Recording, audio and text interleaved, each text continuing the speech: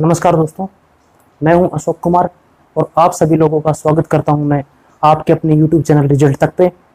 और दोस्तों, आज हम जो पढ़ने जा रहे हैं ना, वो है हरियाणा की नदियां।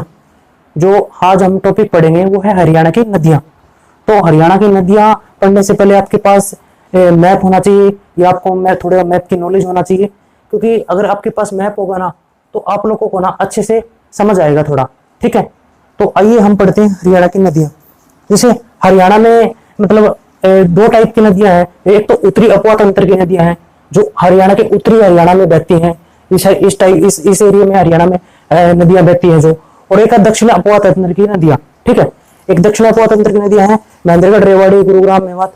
और इस साइड के एरिया में जो नदियां बहती हैं और एक इस साइड के एरिया में नदियां बहती हैं, यही हम डिस्कस करेंगे। ठीक है, तो हरियाणा की आज का टॉपिक हरियाणा की नदियां। दोस्तों, सभी लोग जुड़े रहिए और हम है ना ट्रिक के साथ है ना बहुत सारी नदियों को पढ़ेंगे। ठीक है, तो दोस्तों सबसे पहले उत्तरी अपवा तंत्र की नदियां कौन सी है और दक्षिण अपवा तंत्र की नदियां कौन सी है, ये हम एक बार समझ लेते हैं। ठीक है, तो नदियों का जो बहने का जिक्र है ना दोस्तों वो है वामन पुराण में। ठीक है, कौन सी पुराण में है? वामन पुराण में हरियाणा में नदियों का बहने का ना जिक्र है। और फिर उत्तरी अपवा तंत्र की नदियां कौन सी है और दक्षिण अपवा तंत्र की नदियां है, आइए हम जानते हैं। उत्तरी अपवा तंत्र, उत्तरी अपवा तंत्र की नदियां कौन कौन सी है? एक नंबर पे यमुना नदी है जो बहुत इंपॉर्टेंट है। ठीक है, दो नंबर पे कौन सी है? मार्कंड। दो नंबर पे है घग्गर नदी। ठीक है, ठीक है, तीन नंबर पे कौन सी है? मारकंडा। ठीक है, चार नंबर पे कौन सी नदी है जो मारकंडा की सहायक नदी है? टांगरी। ठीक है, ये उत्तरी अपवा तंत्र की प्रमुख नदियां हैं। और एक बच गई सरस्वती नदी जो इंपॉर्टेंट है। ठीक है, ये तो दोस्तों उत्तरी अपवा तंत्र की नदियां हैं। ठीक है, और अब दक्षिणी अपवा तंत्र की नदियां कौन सी हैं? दक्षिणी अपवा तंत्र की नदियां, दक्षिणी अपवा तंत्र की नदियां हैं, सबसे इंपॉर्टेंट है अपनी साहिबी नदी। ठीक है, उसके बाद है दोहन नदी, उसके बाद है कृष्णावती नदी। ठीक है, कृष्णावती नदी। उसके बाद चार नंबर पे कौन सी आती है? साहिबी हो गया, दोहन हो गया, कृष्णावती हो गया। और एक नदी और बच गई हरियाणा में, वो कौन सी है? अपनी मेवात की जो पहाड़ियों से निकलती है, इंदौरी नदी। ठीक है, ये उत्तरी अपवा तंत्र की नदियां हैं। कौन कौन सी उत्तरी अपवा तंत्र की नदियां हैं? यमुना नदी, घग्गर नदी, मारकंडा नदी, टांगरी नदी और सरस्वती नदी। ठीक है, हम वही क्वेश्चन पढ़ेंगे जो इंपॉर्टेंट होंगे, जिनका पेपर में आने की 100% संभावना होगी। ठीक है, दक्षिणी अपवा तंत्र की नदियां हैं साहिबी नदी, दोहन नदी, कृष्णावती नदी और इंदौरी नदी। हमें कोई जल्दी भी नहीं है, हम इस क्लास को ना 2 क्लासों में भी है ना इस टॉपिक को ना पूरा कर लेंगे, कोई इश्यू नहीं है। ठीक है, आज हम उत्तरी अपवा तंत्र की नदियां पढ़ लेते हैं। आइए हम उत्तरी अपवा तंत्र की नदियां पढ़ते हैं। तो दोस्तों सबसे पहले जो नदी है ना वो कौन सी नदी है? वो है यमुना नदी। यमुना नदी पढ़ेंगे हम। ठीक है, यमुना नदी हम पढ़ेंगे। देखो, यमुना नदी, यमुना नदी कहां से निकलती है? यमुना नदी निकलती है यमुनोत्री ग्लेशियर से। यमुनोत्री ग्लेशियर से, यमुनोत्री ग्लेशियर, या आप लोग है ना इसको ये बोल सकते हो कि ये है ना बंदरपूंछ की चोटी से निकलती है। बंदरपूंछ की चोटी। ठीक है, बंदरपूंछ की चोटी से निकलती है। ठीक है, बुक्स में कितना समुद्र तल से कितनी ऊंचाई पे से निकलती है, कि कभी क्वेश्चन इतना डीप चला जाए कि समुद्र तल से कितनी ऊंचाई से निकलती है, तो ये निकलती है 6330 मीटर, जो हरियाणा की किताबों में दिया हुआ है।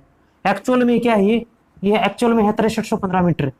ठीक है, तो आप हरियाणा की किताबों में 6330 मीटर दिया हुआ है, एक्चुअल में मैंने एक नेशनल लेवल की किताब में पढ़ा था 6315 मीटर। ठीक है, आप लोगों को ये समझ आ गया होगा। ठीक है, ये नदी हरियाणा में कहां से करती है? ये नदी यमुनानगर के कलेसर से प्रवेश करती है। यमुनानगर में यहाँ कलेसर है, कलेसर से यमुना नदी प्रवेश करी। यह यमुना नदी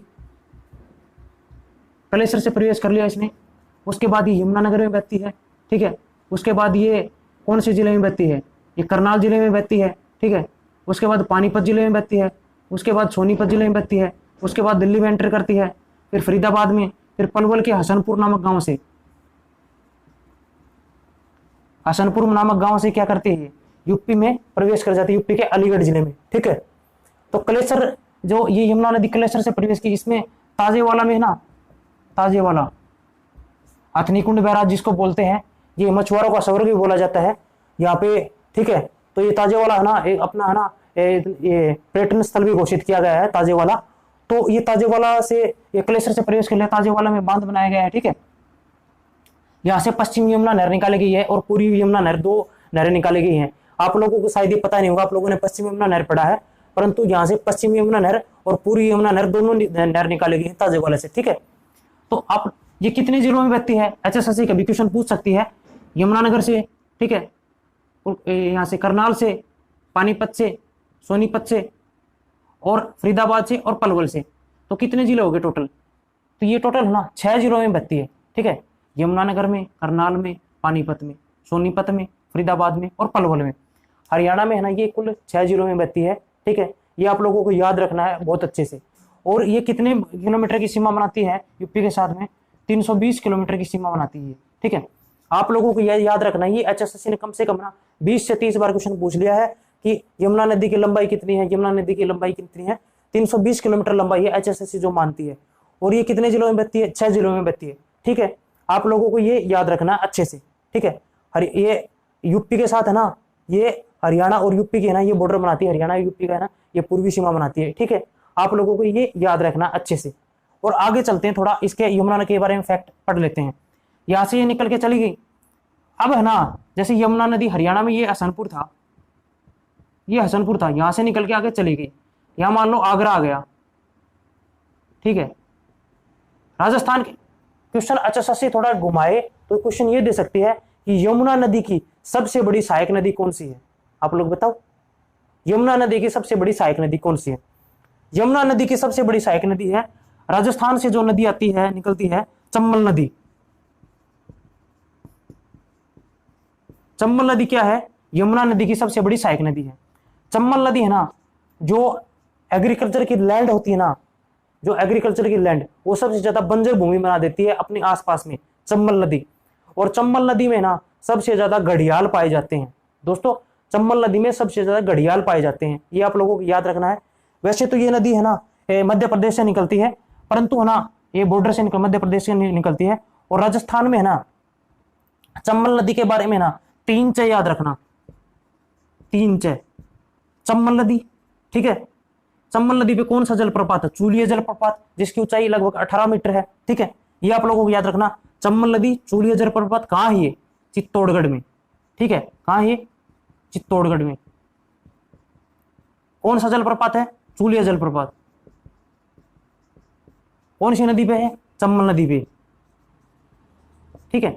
3 च याद रखना है। चंबल नदी पे चूलिया जलप्रपात है, चित्तौड़गढ़ में है। ठीक है।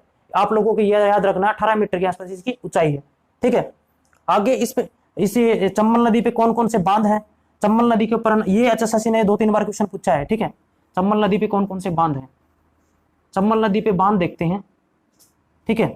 चंबल नदी के ऊपर जो बांध है वो है राणा प्रताप सागर बांध, प्रताप सागर बांध। ठीक है। एक है अपना ये जवाहरलाल नेहरू बांध, जवाहरलाल नेहरू बांध।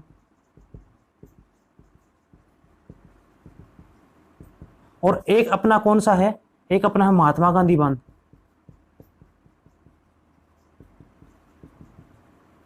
ये 3 बांध इस नदी के ऊपर बनाए गए हैं। HSSC ने ये जो राणा प्रताप सागर बांध पूछ लेते कौन सी नदी पे है, तो ये चंबल नदी के ऊपर है। आप लोगों को ये अच्छे से याद रखना। ठीक है। और अब आपको एक फैक्ट और बता दूं इस चंबल नदी के बारे में, कि चंबल नदी के ऊपर है ना, चंबल नदी की भी सहायक नदियां हैं 2। जैसे चंबल वैसे तो ज्यादा है, पर बट है ना 2 है ना सहायक नदियां। तो कौन सी नदी की हैं? चंबल नदी की सहायक नदियां हैं, जवई और सुकड़ी। ठीक है। जवई और सुकड़ी, ये चंबल नदी की 2 सहायक नदियां हैं। ये भी आप लोगों को थोड़ा ध्यान रखना है। ठीक है। और अपनी जो यमुना नदी है ना, यमुना नदी, अब अपनी यमुना नदी के ऊपर वापस आ जाते हैं। ये तो इसकी यमुना नदी की सहायक नदियों की, हरियाणा से बाहर की बात कर ली सबसे बड़ी नदियों की। तो हम यमुना की है ना सबसे बड़ी सहायक नदियां हैं, उसकी एक ट्रिक है दोस्तों। ट्रिक क्या है कि जो यमुना नदी की सहायक नदी की जो ट्रिक है ना, वो है सोम ने पत्थर मारा, किसको मारा? बूढ़ी को। मतलब कोई सोम नाम का कोई व्यक्ति था, उसने ना पत्थर मारा, किसको मारा? एक बूढ़ी लेडीज को मारा पत्थर। कि सोम था, उसने पत्थर मारा किसको? बूढ़ी को। तो ये यमुना की हरियाणा में सहायक नदियां कौन सी होगी? सोम नदी होगी, ठीक है, पथराला नदी होगी, पथराला नदी होगी, और ये कौन सी होगी? ये होगी बूढ़ी नदी। ये तीनों की तो ना यमुना की हरियाणा में सहायक नदियां हैं। सोम ने पत्थर मारा बूढ़ी को, ठीक है, ये नदियां है ना। और फिर ये बताओ मेरे को, सोम और पथराला नदियां है ना कहां से निकलती हैं? देखो उसकी भी ट्रिक है। HSSC कभी क्वेश्चन पूछ ले कि यमुना की सहायक नदियां सोम और पथराला कहां से निकलती हैं, तो आप लोगों को क्या आंसर करोगे? इसकी भी ट्रिक है, याद कर लो। सोम ने पत्थर मारा, पत्थर मारा सिर में, ठीक है। तो ये यमुना की जो सहायक नदियां है ना, सोम, पथराला और बूढ़ी। तो अब HSSC ये पूछ लेगी सोम और पथराला नदियां है ना कहां से निकलती हैं, तो दोस्तों ये सोम नदी है, ठीक है, ये पथराला नदी है, पथराला नदी है। ये कहां से निकलते हैं? हिमाचल प्रदेश के सिरमौर की पहाड़ियों से, ठीक है, हिमाचल प्रदेश के सिरमौर की पहाड़ियों से। सोम ने पत्थर मारा सिर में, ये ट्रिक याद रखनी है। सोम नदी, पथराला नदी कहां से निकलती है? सिरमौर की पहाड़ियों से निकलती है। ये आप लोगों को अच्छे से याद करना है, ठीक है। और जैसे यमुना की सहायक नदियों की ट्रिक थी, सोम ने पत्थर मारा बूढ़ी को और सोम ने पत्थर मारा सिर में, ठीक है, ये सिरमौर की पहाड़ियों से निकलती है। ये आप लोगों को याद हो गया। ये यमुना नदी ना 320 किलोमीटर जो अपनी है ना, ये बॉर्डर बनाती है हरियाणा और यूपी के बीच में। कितने जिलों में बहती है? ये हरियाणा के 6 जिलों में बहती है और कलेसर से प्रवेश करती है, हसनपुर से ये निकल जाती है। और यमुना नदी के बारे में एक फैक्ट और याद कर लो आप लोग कि यमुना नदी है ना कितने किलोमीटर ना पर्वतीय क्षेत्रों में बहती है।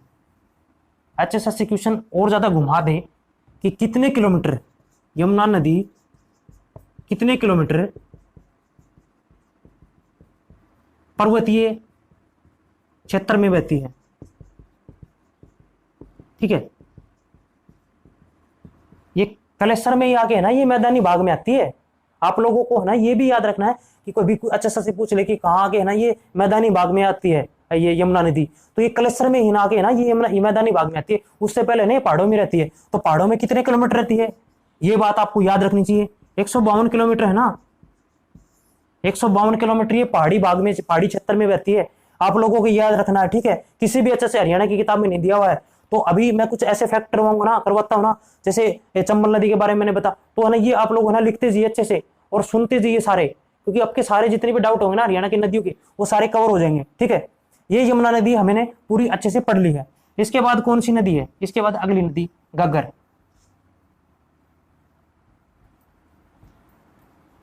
इसके बाद है दोस्तों घग्गर नदी, ठीक है। घग्गर नदी कहां से निकलती है? HSSC हरियाणा कलर में पूछा था ये, और हरियाणा उसमें भी पूछा था, क्या है ग्रुप डी में भी, कि घग्गर नदी कहां से निकलती है। घग्गर नदी निकलती है दोस्तों डागसाई की पहाड़ियों से,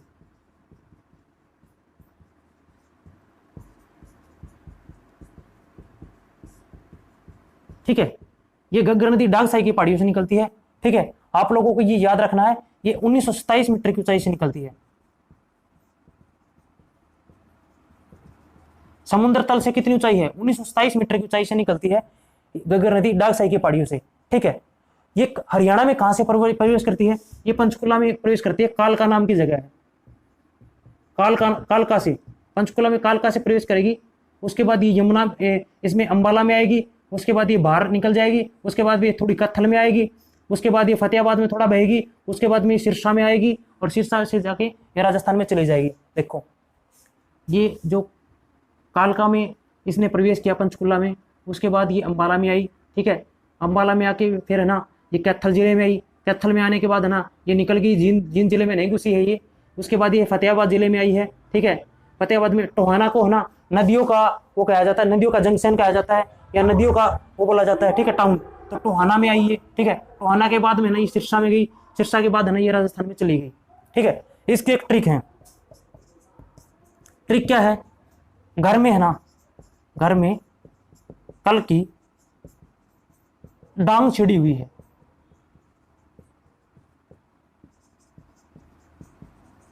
ठीक है। तो घर से क्या बना? गग्गर,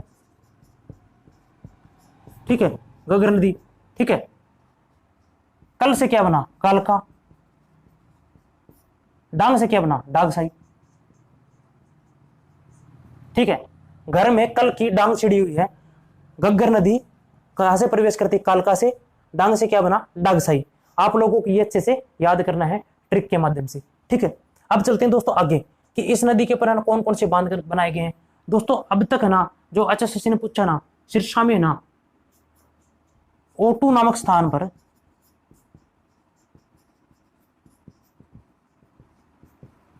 मिराज बांध बनाया गया है। ये बांध है ना, ये सैंड बांध है, रेत निर्मित बांध है। इस नदी की कुल है ना एक दो किताबों में जो लंबाई दे रखी है ना वो 292 किलोमीटर दे रखी है। हालांकि मैं दावा नहीं करता हूं कि 292 किलोमीटर होगी, पर एक दो किताबों में दे रखी है कि 292 किलोमीटर की बॉर्डर बनाती है हरियाणा और पंजाब के मध्य। तो ये जो अपने जो उत्तरी